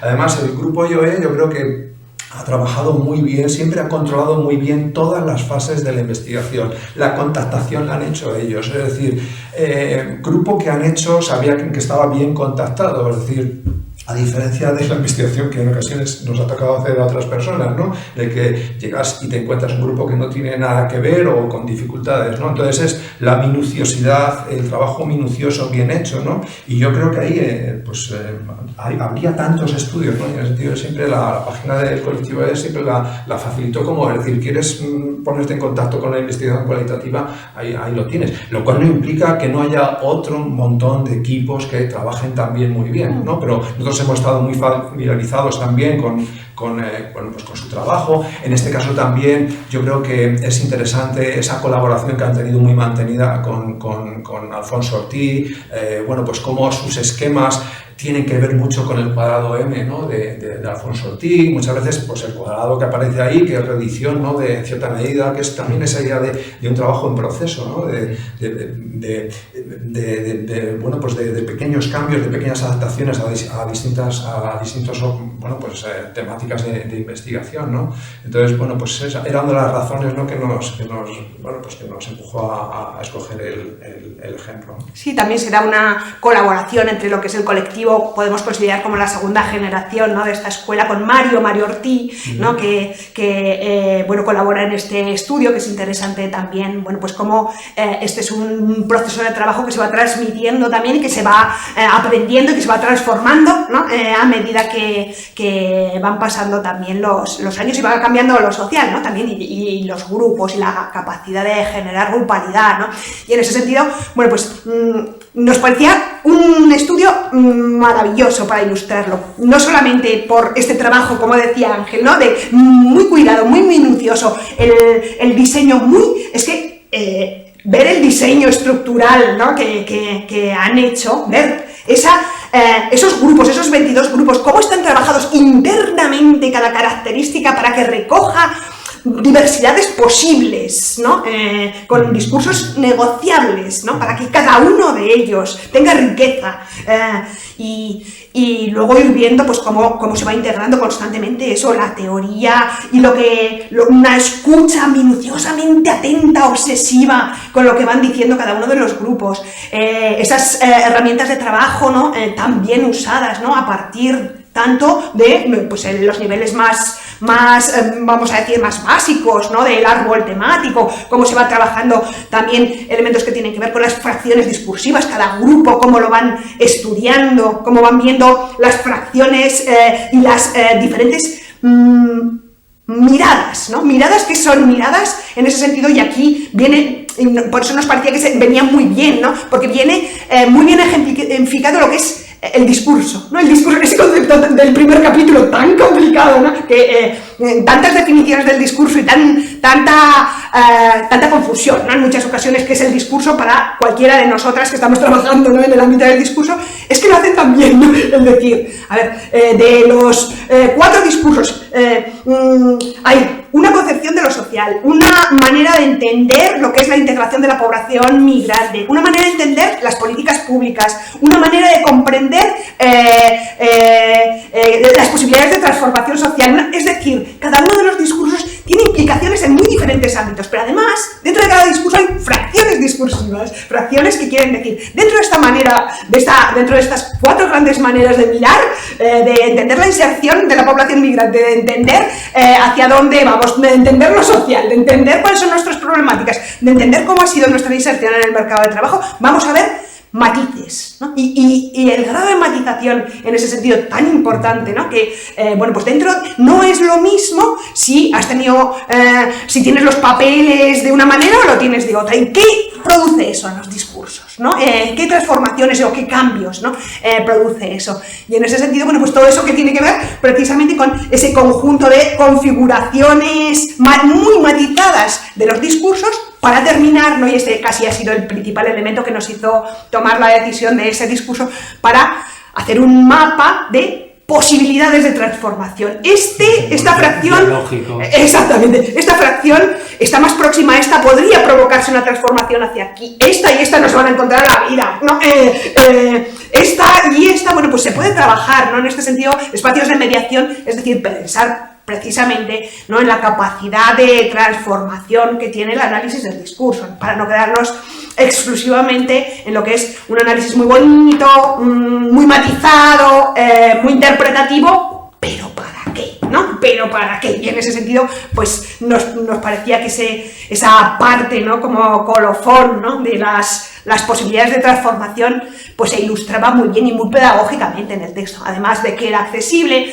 Estaba ilustrado muy bien, pues en el formato de este tipo de investigaciones, pues no podíamos recurrir a un articulillo, no es el único libro, ¿no? que hay como libro, que aunque es accesible, que es fácilmente accesible como todo lo de lo que hace IOE, ¿no? Porque si algo les atraviesa muchas cosas, pero fundamentalmente es la generosidad, ¿no? Y en ese sentido, bueno, pues muy disponible, recoge muy bien la manera de trabajar, apunta en ese sentido las posibilidades de transformación y trabaja muy bien cada uno de los elementos que son fundamentales, ¿no?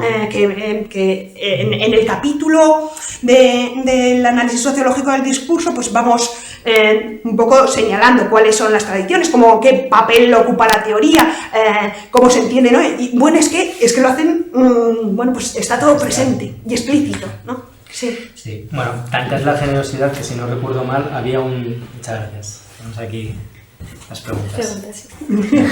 Gracias. Si no recuerdo mal, incluso había un segundo tomo que no llegó a publicar el CIS. O sea, que incluso lo que se publicó ya fue una versión sintética, ¿no? Pero bueno, muchísimas preguntas. Madre mía. Vale, venga, esta primera. Voy a leer unas cuantas y respondemos, porque tampoco tenemos tantísimo tiempo. Bueno, hemos empezado un poquito más tarde, pero ya son casi 20. Más allá de la investigación académica, ¿qué margen hay para aplicar esta perspectiva cualitativista crítica en la investigación más asociada a espacios militantes, con todas las restricciones materiales que pueda tener? Otra, que va muy en la línea. ¿El análisis sociológico del discurso puede desbordar el ámbito académico? Las empresas, las ONG solo quieren datos, análisis de contenido o códigos de la gran theory. Me imagino presentando el cuadrado M en una empresa cervecera, ¿no? Por ejemplo. Si quieres vamos por partes. Sí, vamos a empezar dos y mientras intento ubicar otras dos temáticas.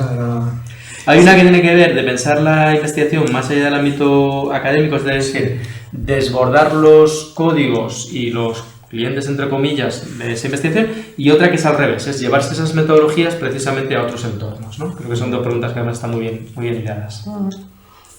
Hombre, yo creo que la mayor potencialidad, es decir, yo ahí ojalá me equivocara, pero potencialidad de transformación yo creo que más es en el espacio asociativo. Yo diría, dificultades, pues claro que hay muchas dificultades, pero también el trabajo cualitativo también te permite, yo qué sé, un planteamiento estratégico de partir qué es lo que tengo, ¿no? Qué es lo que tengo, y en ese sentido muchas veces el diagnóstico y el trabajo cualitativo se puede hacer de manera muy, ¿no?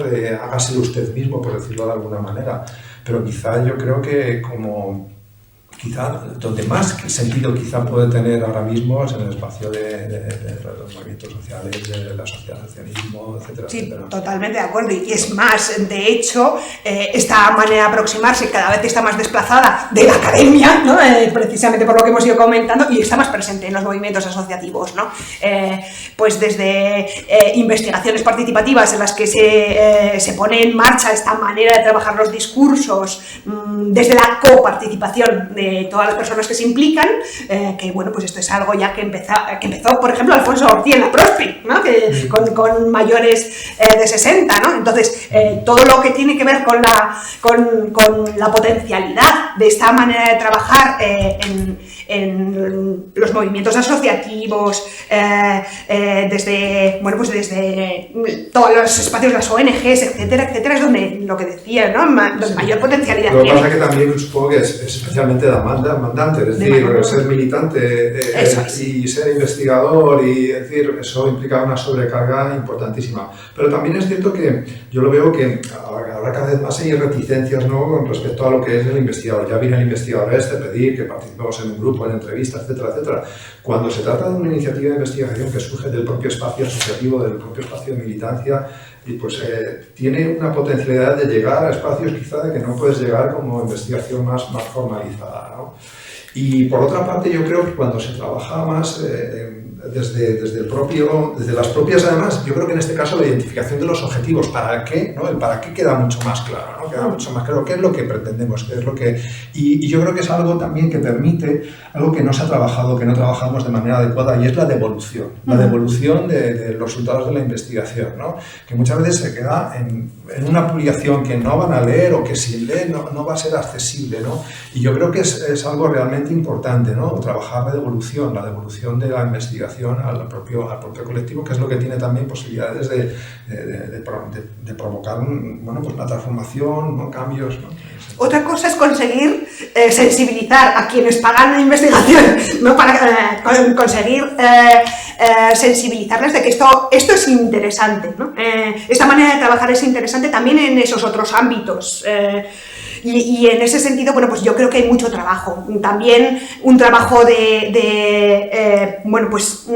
hacer conocer la potencialidad de esta manera de trabajar, sensibilizar a las potenciales entidades que pueden beneficiarse de ellas. Es decir, en el trabajo militante, desde luego, con mucho esfuerzo y mucha integración, ahí es lo que decíamos, claramente. Pero luego hay un trabajo también que lo hicieron muy bien en aquellos años, ¿no? En los años 60, cuando no se veía la pertinencia ni siquiera de lo cualitativo, ¿no? Y lo tuvieron que trabajar poquito a poquito, ¿no? Poquito a poquito, para ver, oye, que esto es muy eficaz, esto sirve, ¿no? Y un poco por eso empezó a tener éxito la investigación cualitativa en el campo del mercado, ¿no? Ahora mismo tenemos una labor importante, ¿no? Y lo tenemos todas las que estamos en este espacio de la investigación social, de sensibilizar de la potencia, ¿no? De esta manera de trabajar y de las potencialidades de transformación, ¿no? que tienen, y que, pues a veces hay que invertir, ¿no? Hay veces que hay que tener un presupuesto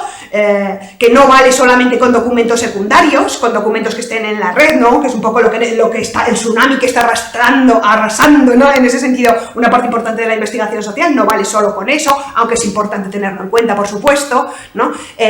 Y que, bueno, pues en las modalidades... Hay una cosa que, pensando en términos de autocrítica, ¿no? Que eso es fundamental dentro de esta perspectiva, tenemos que pensar también cómo integrar el análisis en modelos participativos. Es decir, no es fácil porque requiere mucho esfuerzo, y lo hemos estado diciendo, es el duro proceso de análisis obsesivo. ¿Cómo implicas a personas que participan en una investigación, ¿no? Por supuesto que todo el mundo puede aprender, ¿no? y interesarse por estas maneras de trabajar con los materiales, ¿no? Incluso los que autoproducen, ¿no?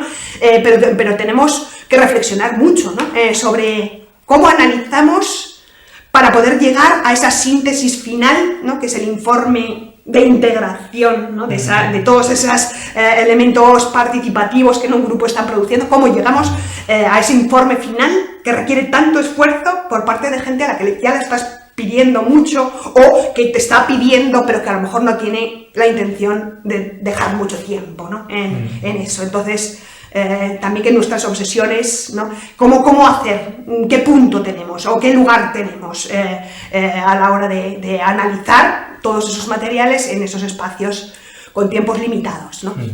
E incluso cosas que hemos hablado otras veces, ¿no? De, por ejemplo, cuando se va más allá del informe, ¿no? Porque el informe ya informa, da una determinada código, ¿no? Una determinada forma de expresar las cosas y otras formas de evolución, ¿no? Pues lo veíamos con Teatro Foro y, ¿no? Bueno, pero puede haber otras tantas, ¿no? Es decir, como muchas veces la investigación, y como todo siempre es más costoso, puede incluso trasladar a otras capas, a otras poblaciones, a otras formas de comunicar, ¿no? Si os queréis que me decir algo de lo que hemos dicho, lo recuperamos. Voy a introducir dos más y te dejo que continúes para no extendernos. Hay como tres más que voy a resumir con el permiso de las compañeras. Hay una capela a la diversión artesanal, ¿no? En este contexto hiperproductivo que habéis estado vosotros elaborando, pues bueno, nos dicen aquí que cómo podemos lidiar con ese análisis artesanal y colectivo en estos contextos, ¿no? Y luego hay otra capela más desde una visión más de lo personal, lo individual, pero que está poniendo en posición una posición de subalternidad, que estamos muchas ahí y que vosotras además en el libro lo explicitáis, ¿no? Vosotras decís, nosotras no vamos a estar en esta lógica de la hiperpublicación, decidimos hacer un libro, decidimos además hacer carrera de esta manera, ¿no? Entonces aquí una compañera o compañero, no lo sé, nos dice que cuáles son vuestros utensilios, vuestros tips para gestionar muchas veces la impotencia, el dolor, las decepciones, cuando veis que vuestra forma de hacer sociología pues no es, por así decir, la que se puede desarrollar o la que se puede desarrollar sin que esto genere problemas, ¿no? Desde esta dimensión personal, pero que tiene que ver a una posición en el campo sociológico, ¿no? Cómo ser coherente, ¿no? con unos valores críticos, activistas, con una investigación artesanal y a la vez, ¿no? Pues estando en estos contextos, ¿no? Sí, da en el corazón un poco de las contradicciones, ¿no? de la propia disciplina, ¿no? En ese sentido, es una disciplina con mucha potencialidad, en la que se pueden hacer muchísimas cosas, pero que no nos van a pagar por hacer esas cosas, ¿no? O solamente a veces, o a veces tenemos que convencer mucho, ¿no? En ese sentido, ¿cómo lidiamos con esto? Yo creo que hay etapas vitales en las que hay que asumir la contradicción, es decir, que aquí me están pidiendo esto, le voy a decir, o en esos procesos de negociación, ¿no? En esos procesos de negociación voy a decir, vale, esto es insuficiente, ¿no? Esto es insuficiente, pero es lo que se puede hacer con lo que me estás ofreciendo, ¿no? Con el tiempo que lo puedo dedicar, etcétera, etcétera. Ser muy honestas, ¿no? En hasta dónde se puede llegar y luego liberar tiempos, ¿no? En lo posible para esa otra investigación militante. Creo que hay que liberar tiempos dentro de lo posible, siempre sabiendo, por supuesto, que vivimos en estos contextos desquiciantes, ¿no? Y que a lo mejor, hay que esperar un poco quiero decir, hay que esperar para poder hacer todo eso que nos apetece hacer siendo conscientes también, ¿no? y asumir la contradicción, ¿no? De que en un determinado momento a lo mejor no podemos hacer lo que queremos hacer, pero vamos a intentarlo, vamos a poder intentar forzar, vamos a intentar hacer lo mejor que podamos cuando tengamos que publicar un paper de estos JCR, vamos a intentar hacerlo lo mejor posible y sobre todo no dejarnos comer cuando ya tenemos una estabilidad, ¿no? Y esto sí que es un tema que a mí me parece especialmente doloroso, porque yo creo que la universidad es omnívora, ¿no? Y se come todo en estos procesos de hámster en rueda, incluso gente que ya tiene una posibilidad de estabilidad, siempre está pensando en pero me gustaría estar aquí, pero, ¿no? Y en ese sentido, bueno, pues hay que poner freno a ese trabajo rápido, hiperproductivo, reflexionar mucho sobre bueno, pues qué lugar ocupamos como docentes. Pues nosotras nos hemos encontrado en una posición ahora mismo privilegiadísima, ¿no? En el sentido de que, por supuesto, tenemos una posición estable, ¿no? Yo más, pero bueno, en ese sentido sí, hay una estabilidad que nos permite estar en esto y decir, ya, ¿no? Entonces hay un problema que tiene que ver con yo creo que es cómo se estructura la universidad sobre el prestigio, el narcisismo, que acaba... La retribución productivista medida de una forma burocrática que hace que se oriente tu acción solo a eso, sí, y no a otra cosa. Eso es la financiarización del valor académico, ¿no? Al final, y entonces mete en este tipo de lógicas que además son muy perversas, ¿no? Hay un problema muy gordo aquí, porque una cosa es cuando no te queda más remedio que hacerlo y eres consciente de ello, y otra cosa es cuando ya no lo tienes que hacer, pero te lo acabas creyendo y acabas también desvirtuando, ¿no? En ese sentido, decir, venga, tenemos que trabajar cooperativamente, pero estás inyectando una lógica competitiva o hiperproductiva, o venga, que somos súper postcoloniales y de todo lo que, pero estás inyectando una lógica que va contra precisamente ese tener en cuenta o esa invisibilización de los grupos que tienen menos posibilidades de estar ahí. Entonces, es muy perverso también cuando se alcanza una posición de posibilidad, ¿no? De desarrollar estas formas, bueno, pues creerse que hay unas lógicas, ¿no? que superan, ¿no? O que no superan. Creo que se puede hacer más desde, y por supuesto desde la posibilidad de las personas que están empezando, pues tomar conciencia de las contradicciones, ¿no? Tomar conciencia de esas contradicciones e intentar hacerlo lo mejor que se puede en el campo que nos queda y poner sobre la mesa que en determinados momentos las cosas no se hacen como se podrían hacer, que si hubiera más recursos en un determinado momento se pudiera contar con la población o se pudiera devolver la investigación o se pudiera hacer aproximaciones más participativas, se podría avanzar mucho más, es decir, estar siempre en esta lógica, pero también bueno, pues ese dolor, ¿no? del que hablaban las compañeras, ¿no? pues colectivizarlo, ¿no? en ese sentido.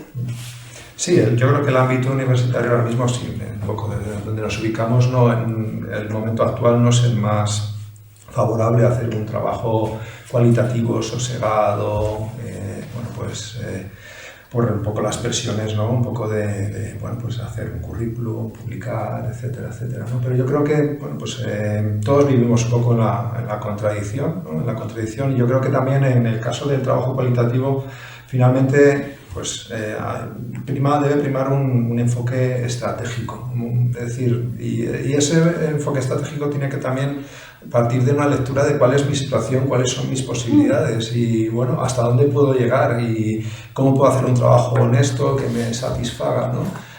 Nunca vas a llevar al 100%, ¿no? Pero es un espacio de negociaciones, ¿verdad? Que, bueno, pues quienes estamos en una situación más estable, pues puedes tomarte las cosas de otra manera, ¿no? Es decir, más allá de que no saques tantos exenios, publiques tanto, etcétera, etcétera, ¿no? Pero es verdad que la gente que empieza es complicado porque además la lógica es integrarte en grupos potentes de investigación que tengan acceso a financiación, publicación, etcétera, etcétera. Y eso muchas veces pues implica un modelo de producir, ¿no? Yo las experiencias que tengo de algunos proyectos es finalmente decir, ¿para qué todo esto? ¿No? Es decir, todo el trabajo, además, muchas veces de análisis que se ha quedado en agua de borrajas, que no sale, ¿no?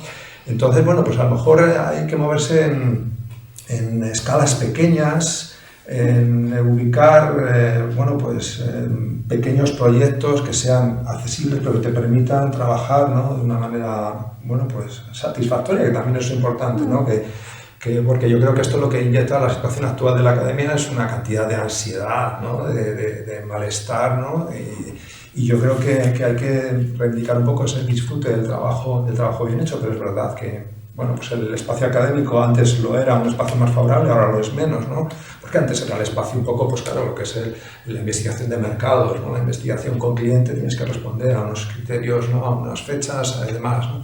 Entonces, bueno, pues sí es verdad que volviendo a la cuestión de antes, el trabajo artesanal, pues es difícil, ¿no? De desarrollarlo ahora mismo, pero bueno, quizá ese es un poco lo que hablaba Araceli, de recuperar esos espacios de grupalidad, ¿no? Que finalmente son esos espacios cálidos, comunitarios, en los que establecer bueno, pues proyectos con un sentido que va más allá de lo puramente académico, porque finalmente la lógica en la que nos estamos ubicando en la academia no es para qué sirve nuestro trabajo, sí, bueno, para qué sirve nuestro trabajo para mí, es decir, para acumular méritos, para promocionar, etcétera, etcétera, ¿no?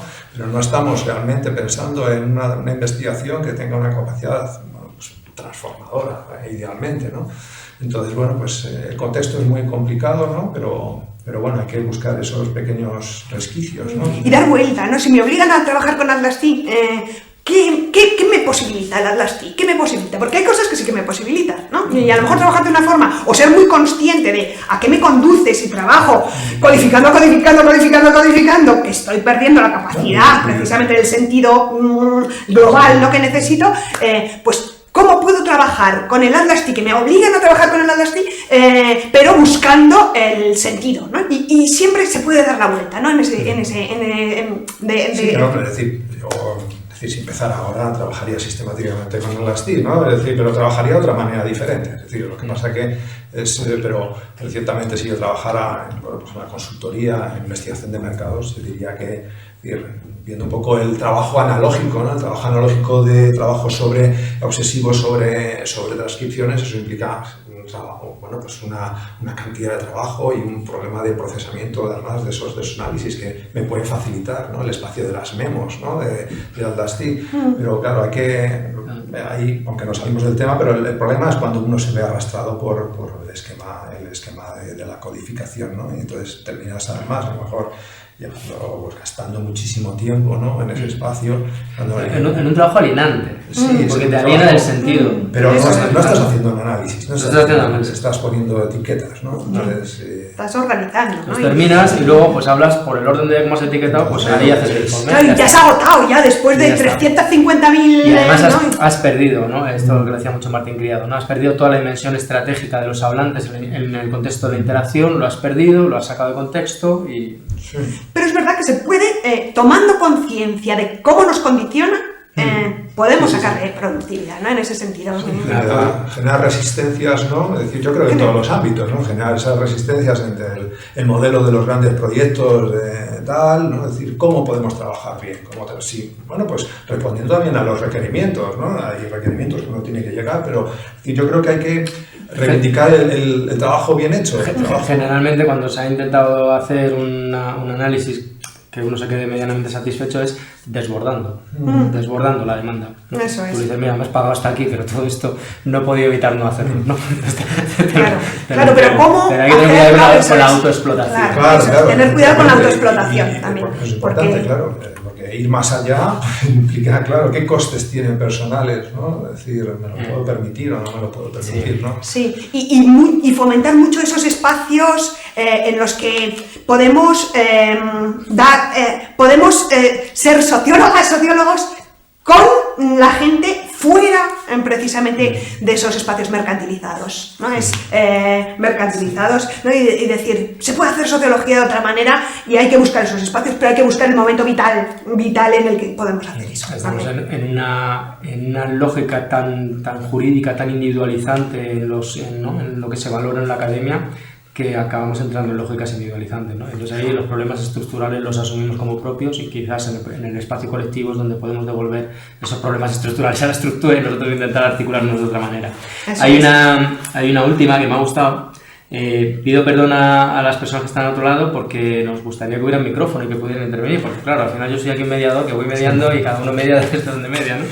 Pero bueno, intento sacar un poco el espíritu que leo de esta última nota, que es la que me ha parecido así como un poco más compleja de trasladar, que viene a decir un poco que cómo podemos llevar estos planteamientos de lo crítico a catalizar realmente transformaciones prácticas, pero casi en el plano, si me entendéis, como más aplicado en la investigación, ¿no?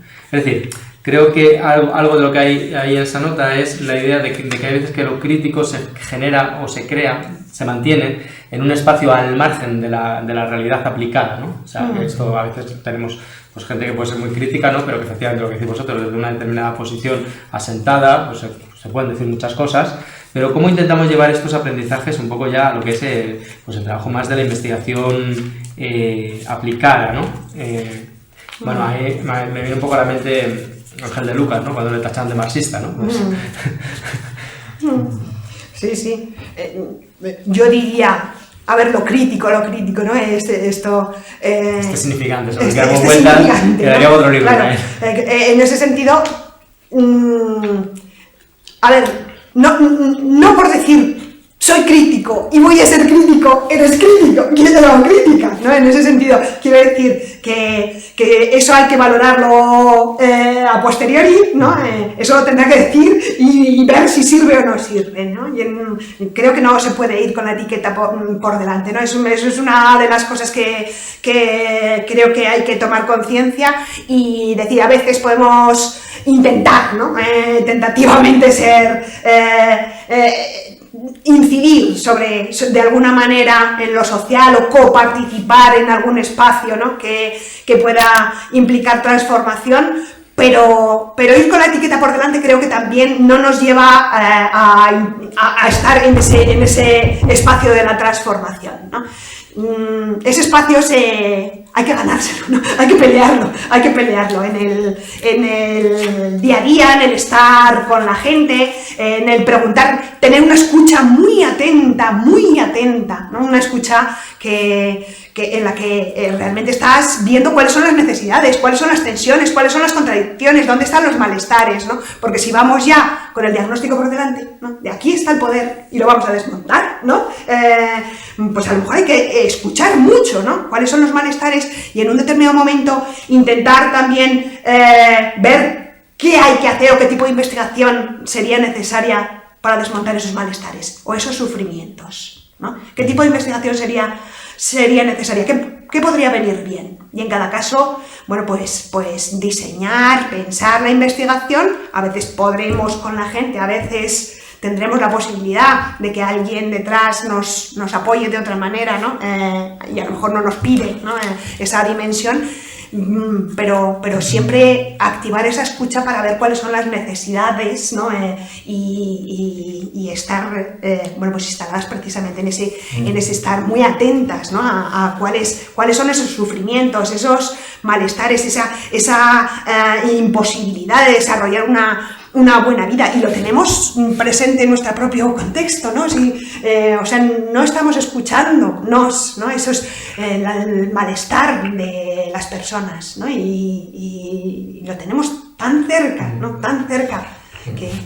Sí, pero yo estaba pensando sobre la marcha también un poco, decir, el enfoque crítico, la investigación crítica, luego también depende hacia dónde se dirija y los efectos pueden ser muy diferentes. Sí, un énfasis que decía la tarjeta, para que darte pie a lo que queda, es precisamente eso, cómo afectar a las conciencias, ¿no? Dice algo así, como afectar a las conciencias para que realmente sean transformaciones. O sea, acabas de decir, ¿dónde? Es decir, de la investigación, antes hemos hablado en el espacio de los movimientos sociales, a priori podemos decir, el espacio del enfoque crítico es donde mejor tendría acomodo, eso luego, lo cual puede tener muy importancia en lo que es la transformación del propio colectivo, es decir, puede tener efectos importantes, pero también podemos pensar, es decir, la investigación crítica también en el espacio de la investigación para la administración, ¿no? Y de ahí, yo creo que ahí el sociólogo y la socióloga tienen una posición muy complicada porque también hay que establecer estratégicamente cómo proyectar esa investigación potencialmente crítica, ¿no? Es decir, porque claro, trabajar con el poder político o el poder también económico, ¿no? Es decir, tu trabajo crítico puede ser, digamos, subvertido, por decirlo de alguna manera, ¿no? Sí, claro. Y en este caso me voy a ir a los años 60. Date cuenta cuando Alfonso Ortiz, Ángel de Lucas y Ibáñez empezaron a trabajar en investigación de mercados, es decir, trabajaban para el capital y la investigación crítica, es decir, y eso es lo que entendieron rápidamente las multinacionales, esa investigación crítica les venía muy bien, es decir, era muy útil. Entonces, llevándolo ahora, es decir, y hay que ver un poco las propias circunstancias, ¿no? Pero yo creo que quizá, claro, el potencial de transformación, no tenemos que olvidar también el trabajo con la administración, un trabajo concienzudo, un trabajo crítico y que, digamos, sondeando cuáles son los límites desde nuestra posición, que es una posición complicada y soberana, pero de incidir sobre políticas concretas, sobre concepciones, sobre programas que se hacen, ¿no? Es decir, es cómo encontrar esa posición muy complicada, no estar simplemente al servicio del poder, ¿no? Y no simplemente, bueno, pues terminar produciendo un análisis que no va a ningún lado, ¿no? Es decir, esa posición y no engañarnos y pensar que estamos trabajando para los críticos simplemente porque sea muy participativo, ¿no? En ese sentido, tomar conciencia también autocrítica de dónde estamos y qué estamos haciendo y para qué va a servir esta investigación. Y desde ahí, afectar a las conciencias, yo creo que también hay que ser, en ese sentido, sencillos, o yo qué sé decir, ¿quién somos nosotras? También para tener la clave en la que queremos afectar a las conciencias, ¿no? En ese sentido, bueno, pues habrá que escuchar mucho, habrá que ver, bueno, pues estar en la escucha, ¿no? Estar en la escucha y acompañando estos procesos y, bueno, pues que el análisis en ese sentido nos dé claves también de cómo los discursos generan una realidad que a veces, ¿no? Lo estábamos comentando antes, que está generando todos esos malestares, todos esos sufrimientos, prácticas sociales y materiales de invisibilización, de minusvaloración. Entonces, por supuesto que todo eso tenemos desde lo discursivo, desde esa dimensión de lo discursivo, ver cómo lo discursivo afecta a las prácticas y desde esas prácticas también cómo podemos transformarlas, pero localizar primero dónde están los sufrimientos, ¿no? Porque no podemos ir tampoco, ¿no? Para decir, es que tú no te has dado cuenta, ¿no? De que este es tu problema, ¿no? Porque ¿quiénes somos nosotras, no? Escucha, mucha escucha, ¿no? Vale, me da un poco de pena, pero tenemos que cerrar ya por el tiempo. Sin duda se nota, yo creo, por el interés que está teniendo esta iniciativa, que estamos necesitados de este tipo de espacios, ¿no? Más allá de las lógicas y los tiempos secuestrados que tenemos, ¿no? De repente dar espacios para poder hablar, reflexionar. Así que agradeceros también por haberos tomado el esfuerzo, porque yo creo que esto también nos deja una lección, ¿no? Un libro, un trabajo que se cocina tan a fuego lento, que se hace con esta finalidad con la que lo habéis hecho vosotros y vosotras, que es la de que sirva, ¿no? Que sirva, y no tanto que os puntúen, os valoren, creo que acaba generando también espacios donde esa lógica inicial se termina reproduciendo, ¿no? Y cierro simplemente con este ensayo de definición, de análisis del discurso, y me gusta mucho la metáfora que utilizáis, que igual que el fotón puede ser onda y partícula, ¿no? El discurso puede ser una práctica social de producción de sentido y construcción simbólica, y puede ser una construcción idealizada perfilada por el equipo de análisis, ¿no? Creo que eso encaja muy bien con muchas de las cosas que hemos dicho. Voy simplemente a leer estas dos nociones, porque creo que es importante que quede como este trabajo que hemos hecho aquí hoy quede como una unidad, que tenga ese sentido en sí mismo y que no se pierda, ¿no? Una práctica social de producción de sentido y construcción simbólica que se articula en torno a representaciones de la realidad y que implica líneas de enunciación simbólica que tienden a representar posiciones sociales. Y aquí recordáis a Alonso, ¿no? Posiciones que tienen un carácter plural. Los sujetos se posicionan así en una red de relaciones sociales que tienen implicaciones en dichas prácticas discursivas. El discurso puede ser aprehendido analíticamente a través de textos, concretados en diversos posibles lenguajes interrelacionados, que emergen en situaciones de interacción social, pero también de objetos, ritos o espacios que materialicen estas prácticas. Y la segunda dimensión, ¿no? La segunda forma de expresión del discurso, como una construcción idealizada perfilada por el equipo analista en el proceso de investigación, que implica la reconstrucción de cosmovisiones y miradas sobre lo social y que se configura a partir de prácticas en las que los discursos, en el sentido antes señalado, se encuentran enmarañados, recordáis aquí a Llaves, jerarquizados, circulan y son recepcionados de forma diversa, modulando planos manifiestos y lentes. Al mismo tiempo, se articulan en formas de órdenes de discursos y sistemas de discursos que el análisis trata de desvelar. Bueno, Yo creo que es una definición muy bonita. Hombre, al escucharlo ahora así leído, dices, madre mía, no podíamos haber dicho esto de otra manera más fácil, ¿no? Eso es algo... Sí, bueno, vamos a ver, claro, quiero decir que es que después de haber analizado todos los debates, me imagino que uno o se anda con pies de plomo o se deja unos flancos muy, muy peligrosos, ¿no? Quiero decir que es muy valiente lo que habéis hecho porque, claro, estáis hablando y negociando críticamente con otras posiciones, entonces... Voy a hacer yo aquí la posición de defender a los autores. Entonces yo entiendo que en este apartado, pues uno cuando está saliendo una definición, pues tiene que intentar ser muy preciso, porque precisamente la crítica estáis haciendo, ¿no? La indeterminación de los análisis de discurso que se viene diciendo, ¿no? Pero bueno, pesa el efecto oposición. El efecto oposición de donde estamos hace que cuando escribes, cuando tratas de publicar, finalmente, pues hay un problema didáctico, ¿no? Es decir, Sí. el texto podría ser más didáctico, pues quizá Sí. una de las pegas, ¿no? Bueno, a posteriori. sí. Quizá no podría, debería ser más didáctico. Debería ser más didáctico. Ya, pero también es verdad que donde no hay, no se puede sacar. Y entonces aquí, como sí que hay, pues lo que os va a tocar probablemente sea generar otros espacios donde esto se pueda explicar, que me consta que ya se están fraguando, ¿no? Así que nada, agradeceros muchísimo haber participado en este experimento, en esta experiencia, que casi os he traído engañados y engañadas.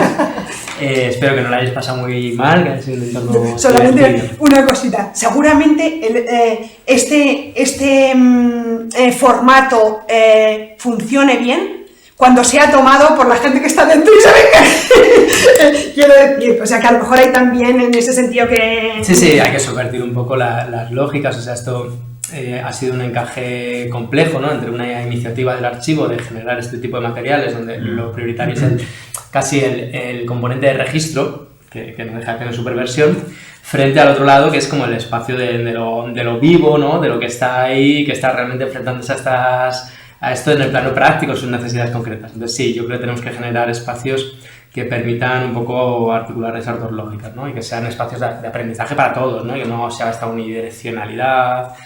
Pero bueno, estamos trabajando en ello.